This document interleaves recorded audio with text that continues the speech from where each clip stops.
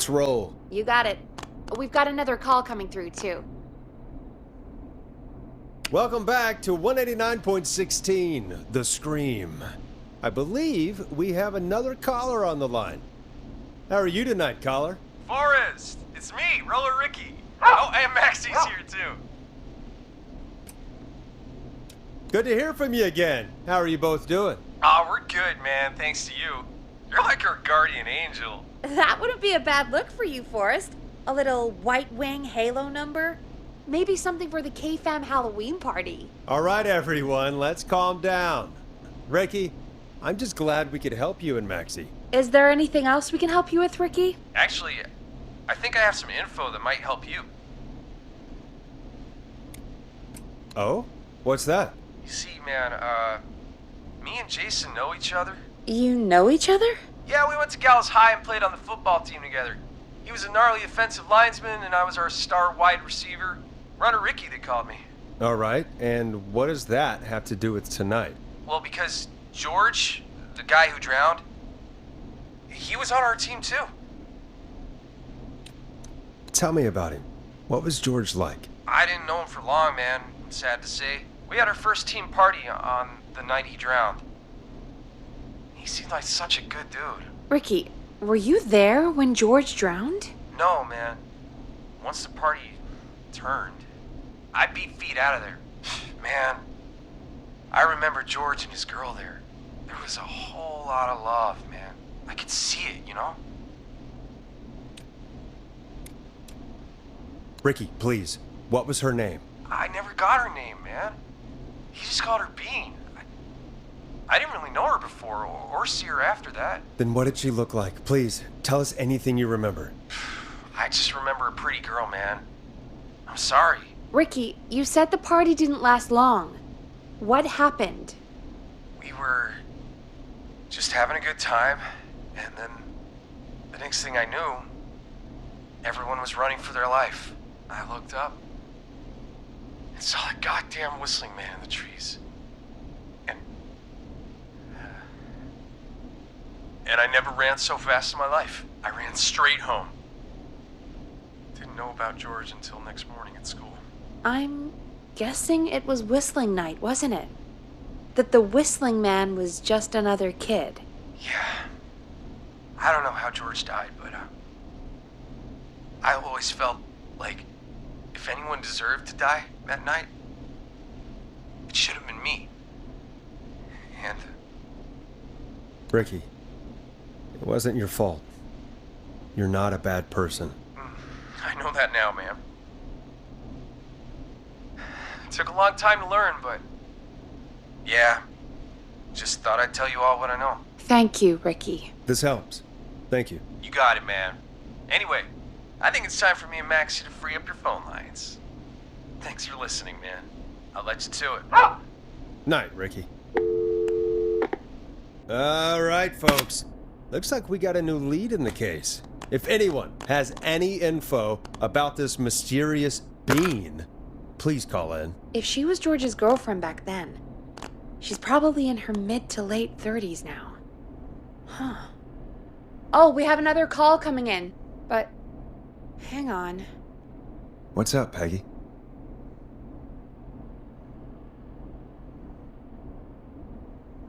Peggy? You're gonna want to take this call off the air. Who is it? Just do it. All right, folks, it's time for another track. Here's one to help you sit back and relax. We'll be right back after this. A classic back by popular demand. This is Long Ride Home by the Barn Finds. I hope this is good news, Peggy. Who have we got? Find out for yourself on line 1. Hello? Forrest, I'm glad I got back through to you. Sounds like it's been a busy night, huh? Surprise! It's Leslie, our 911 operator, leading the charge from Henderson to come save us. It's so good to hear from you. Are you okay? I am. I'm driving back with an officer from Henderson now. We got back into radio range a little while ago. We've been listening in, but haven't been able to get through until now. Ever since you found Sheriff Matthews, it's only gotten worse. It's been a long night. Well, it shouldn't be too much longer now. I'm glad I got through to you. I wanted to let you all know what's going on. I made it to Henderson. Turns out somebody had cut the phone lines, and they had no idea what was happening. After I told them, well, their sheriff sent a goddamn squad back with me to stop this. That's great news! That's crazy about the phone lines, though. Do you think the Whistling Man cut them? I'm guessing so. I don't know how the Whistling Man did it. But that doesn't matter right now. Listen, we're coming in hot, but we need your help. I know Gallows Creek isn't a big town, but if we don't know where the Whistling Man is, we can't get him. Her. That's where you come in. You can count on us. What do you need? It might be a long shot, but here goes. The Whistling Man already called up a few times. I bet she calls again. We're still a little ways out of town, so if she calls, stall her. Buy as much time as you can for us to get in. And while you're talking to her, try to figure out where she is. We'll be listening in, so once her location is known, we'll head straight there and end this nightmare. I'll do my best. I know you will. Heck, I can see the headlines now. Forrest Nash's interview of a lifetime. Anyway, I'll radio the other cars and tell them the plan is a go. Hopefully the next time I see you, it'll be with our killer behind bars. Take care now. We'll see you soon, Leslie. Oh, thank God. It sounds like this is almost over. We're nearly through this. Best we don't waste any time then. Let's get back on air. You got it. Time to turn the music off. Bringing you back live now. Welcome back to The Scream with me, Forrest Nash. The line is lit up, but before I get to our next caller, I just want to say, things are looking up. It's almost over. But for now, let's bring in our next caller. Evening, caller. This is Forrest Nash. Hello, Forrest. This is John Hedges. I'm here with Casey. I wanted to give you an update on Jason. John! Is he going to be okay? He's a fighter. He'll be fine. We've got him stabilized and resting in a bed. We're preparing to move him to the hospital. Thank you so much. If you hadn't been there, then... God, I don't even want to think about what would have happened. Of course, Casey. We're just happy he's okay. John, Casey, you two did all the work. Tell Jason to get well soon from us, whenever he's up for it. Well, why don't you tell him yourself? Is this Forrest? Jason! We meet at last. It's good to hear you, Jason. How are you? Oh, well, you know. I've got a hole in my stomach, and there's a knife in my leg, but John gave me something to take the edge off. So, I might feel even better than either of you. Oh. Take it easy until you get to St. Gabriel's. I will. But, before that, I needed to call you. I'm guessing the Whistling Man is still out there? Yep. As far as we know, anyway. Well, I was worried you'd say that. God damn it. Actually, I'm glad you called. I wanted to talk to you about what happened earlier. Go for it. We spoke to Roller Ricky not long after you were attacked. You spoke to Ricky? Is he alright? He is now. I mean, he was attacked earlier, but this call came after. Hey, guys, I'm really sorry, but there's a call on the other line. I just need to make sure we don't have another situation brewing. You fill Jason in on what happened. I'll be right back. Sure, Peggy. Sorry, Jason, where was I? Yep. Ricky's fine. You don't need to worry about him. That's a relief. He told us about George. Sounds like everything's finally coming out now. It's been tough to hold it all in. Sounds like you've been holding back about something awful, Jason. I'm part of the reason my best friend is dead, Forrest. And the few who knew about it said if I ever said anything, I'd find myself in jail. For a long time. It was hell. And then the town just moved on. Like he'd never existed. What happened that night? I went along with the stupid prank, that's what. Whistling night. some of the guys on the football team had an idea for a way we could haze the newcomers. We decided to plan a party in the woods and have the Whistling Man crash it. It was stupid. We each had a role. I was the stabbed friend. At the party that night, I left the group for a second, met our Whistling Man, pretended to get stabbed in front of everyone, and started an almighty panic. Those screams. That was the last time I saw or heard George alive. How did George die, Jason? I don't know. I was playing dead. But when I heard her scream... Ricky mentioned a girl named Bean. Is that who you mean? Bean? Oh yeah. I guess George did call her that. Yeah. He called her Bean.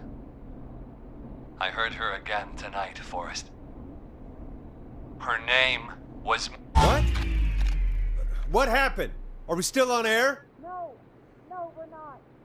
Seems like the power is completely gone. How do we get it back on? I don't, we can use the emergency generator down in the basement. Reggie picked it up a while ago in case we ever needed to do an emergency broadcast. An emergency broadcast? Emergency? You know, nuclear war, alien attack, broadcasting a serial killer's location to the cops so we can end this nightmare. Fair point! It's in the storage area in the far back corner, up on the wall. You might have spotted it earlier when you were digging around for all those tapes. It'll have a big red button. Just press that. I'll see you when you're back.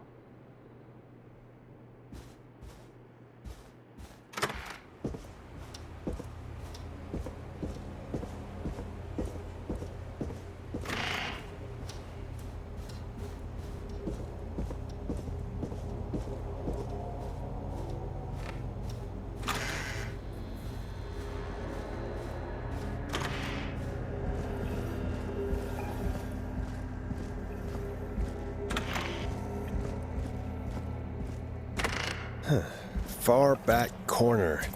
Why is this station so big?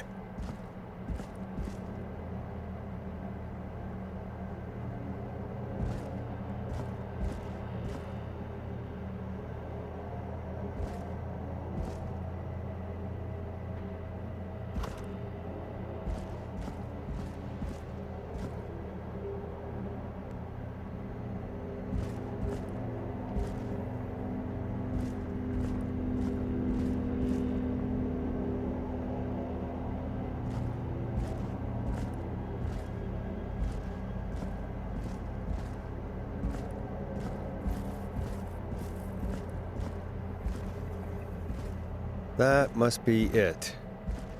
Boom! We've got power.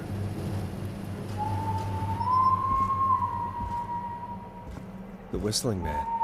I need to warn Peggy.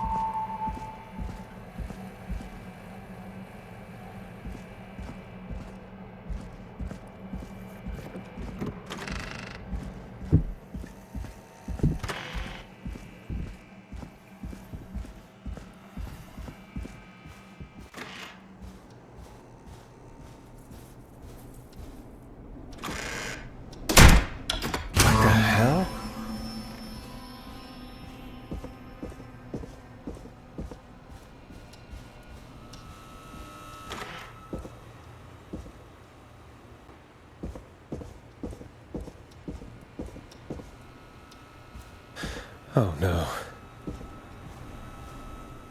Peggy! Where'd you go?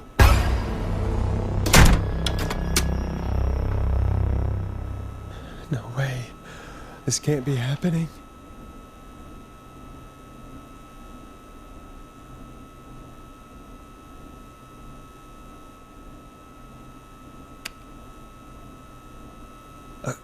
A call.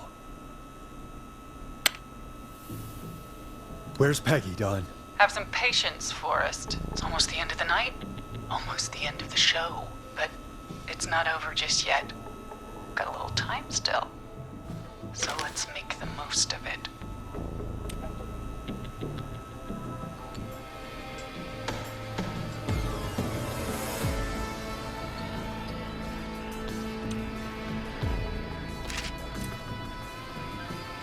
What do you mean?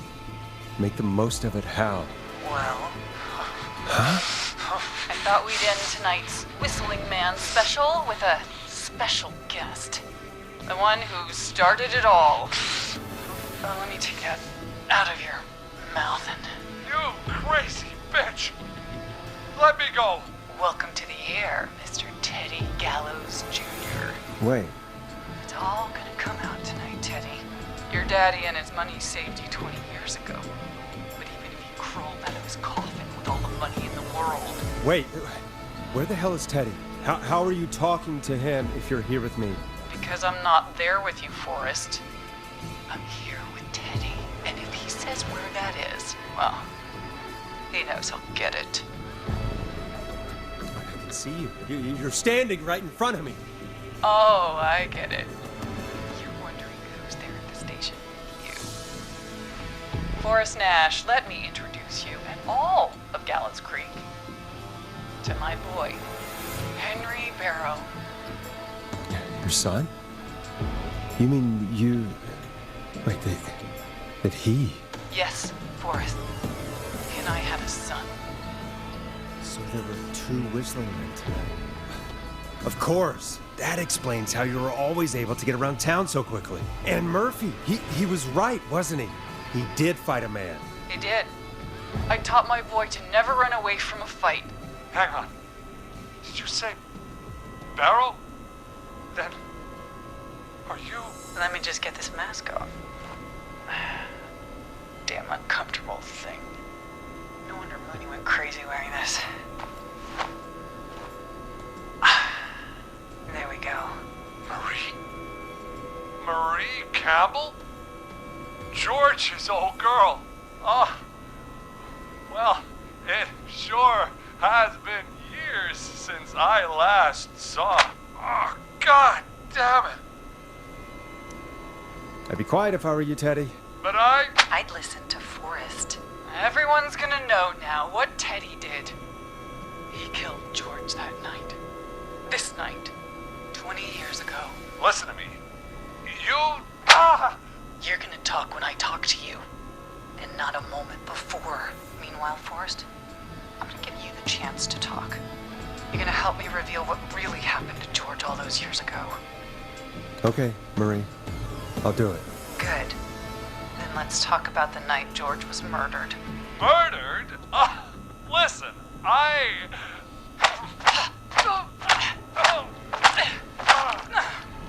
I said you speak when you're spoken to. Now, I know you've done some good work tonight in piecing together what happened to George 20 years ago, and that's why I want you to interview us. Interview you? All right. I can do that. Thank you. I want you to help me and Teddy tell the story, Forrest. Do a good job. And hell, you might be the only one to leave here alive.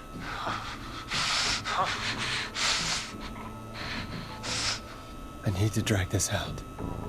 If I can buy Leslie time to get back to Gallows Creek, and if I can find out where Marie is, then this can end. Teddy, we'll start with you. Just, talk me through what happened that night. How did it start? how would I know? It was 20 years ago.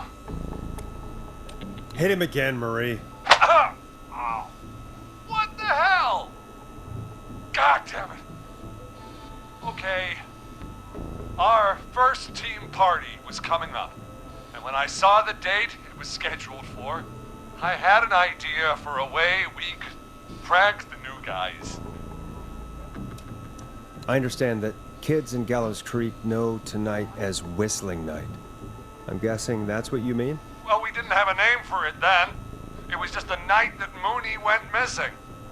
But Whistling Night is what they'd call it later. Wait. You mean this was the first Whistling Night? Keep talking, Teddy. We went up near Whistling Point. God, who was there? Me, Jason, and George, of course. But George didn't come alone. He brought Marie. And Roller Ricky. He was there too, wasn't he? Yes, Ricky was there too. Runner Ricky, our wide receiver. I helped him off the bottle, you know. Because I'm a decent man. Is that so? Yes, it is. He came apart one day. Some people do. He had some issues. Wasn't stable. I didn't want him to hurt his chances in life. So, I helped him keep himself together. You were afraid he would talk about that night, weren't you? Keep talking. About midway through the night, we put the prank into action. I looked up at the trees and saw Jason there, bloody, like he'd just been stabbed. And the whistling man, screaming. George and I and Ricky, we got left behind. But Ricky was in on it too. I know he was. He and Teddy were as close as anybody. Teddy must have told him the plan. No, Marie, you're wrong.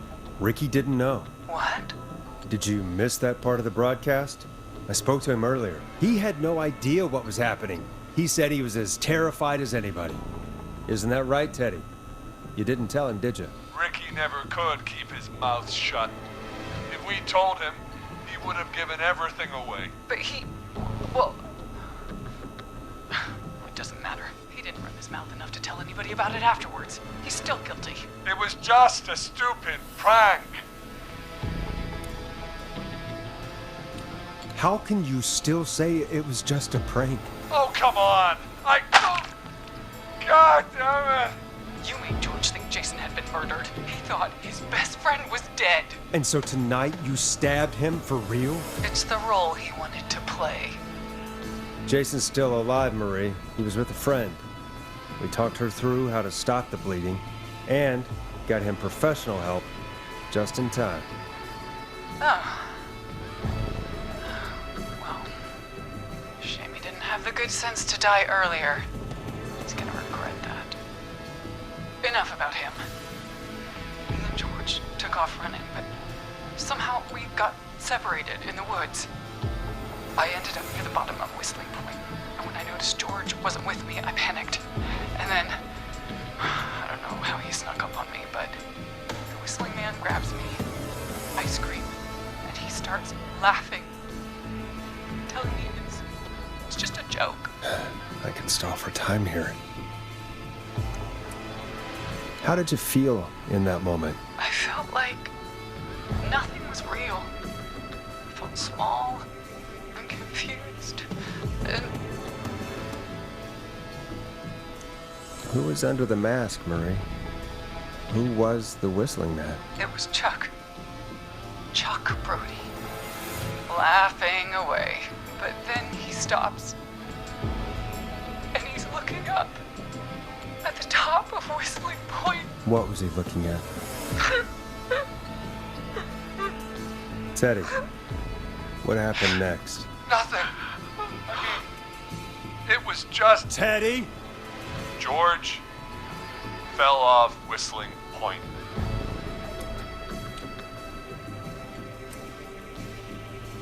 How do you know what happened? I saw it. You pushed him.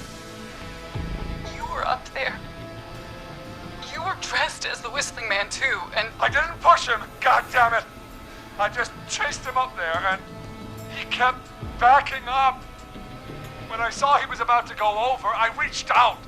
That's what you saw. you liar. It's not my fault. He didn't know it was a joke.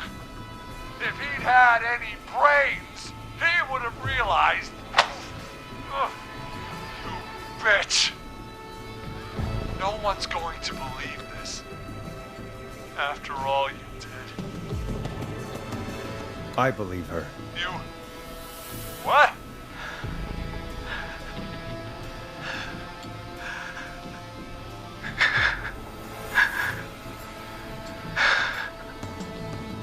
Why else cover it up? My future was at stake, Nash. You know what it's like. People like us are bred for bigger things. I'm going to be the mayor of this town, Forrest. And then governor. And then, who knows? What happened that night was tragic. It should never have happened. But it was a mistake. It was just a stupid joke gone wrong. So my father sent Clive out to clean it up. Why should a blip ruin my future? George was a blip? He wasn't a blip, Marie. His father covered it up from there. I searched for George's body all night, but Sandra found him the next morning while out jazz running. she found him in the river, but she lied about that to protect Teddy. She said something about her rent going up, unless she... Teddy, did your father own Sandra Sharp's dance studio? It's Gallows Creek, not Sharp Creek.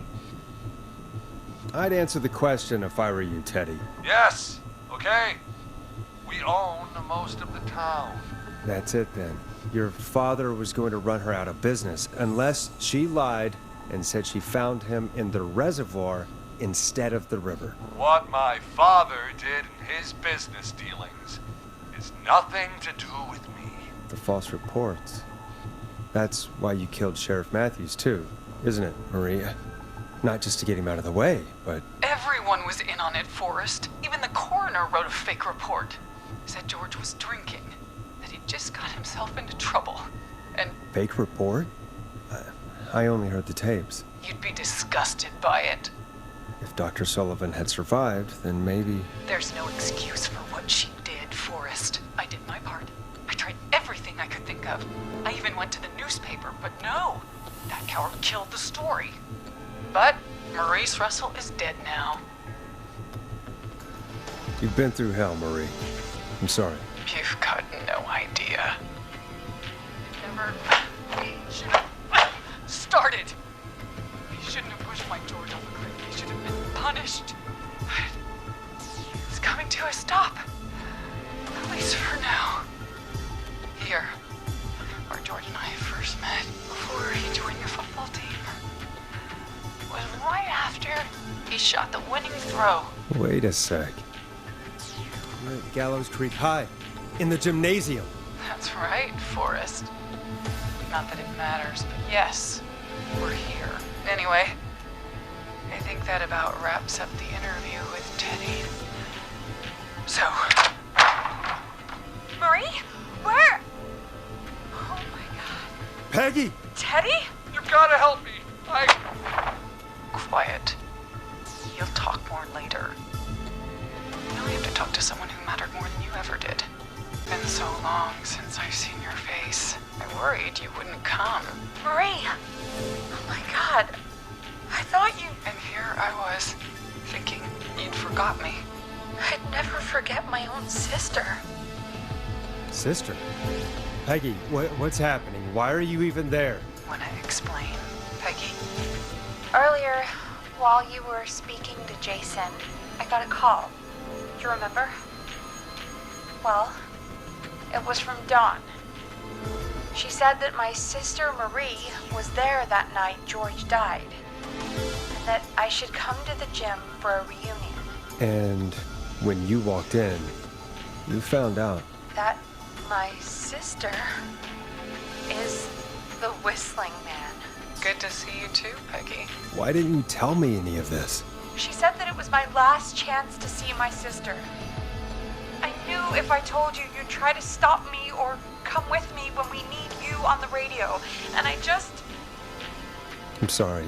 This has to be a lot for you.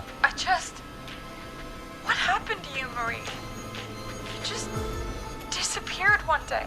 Disappeared? I was thrown out, Peggy.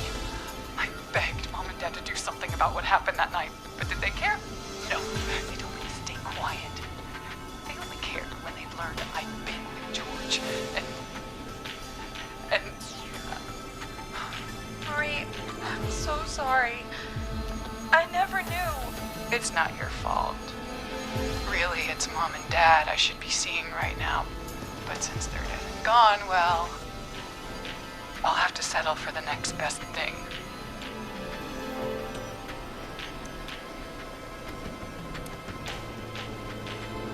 You mean Peggy, don't you, Marie? Someone has to pay for what they did. Marie, please. Mom and Dad are gone, Peggy.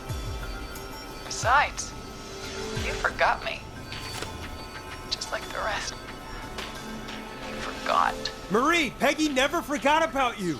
Keep your mouth shut. She kept a card from you. She kept it here on her desk. What card? The card you made me for my 8th birthday. What does it say then? Happy birthday, Peg. Now you're great and 8. Love, M.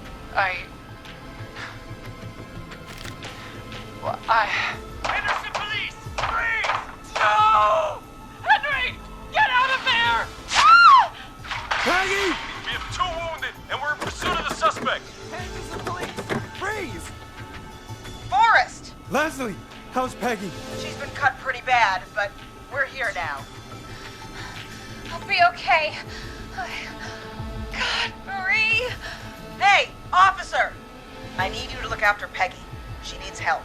Now, we got here just in the nick of time. Where's Marie? She bolted right as we got here. The police are right on her heels. It won't be long now. It's over, Forrest.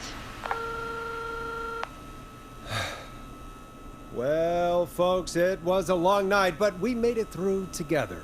I'm gonna head off to go check on Peggy. This has been Forrest Nash. And it's been a scream.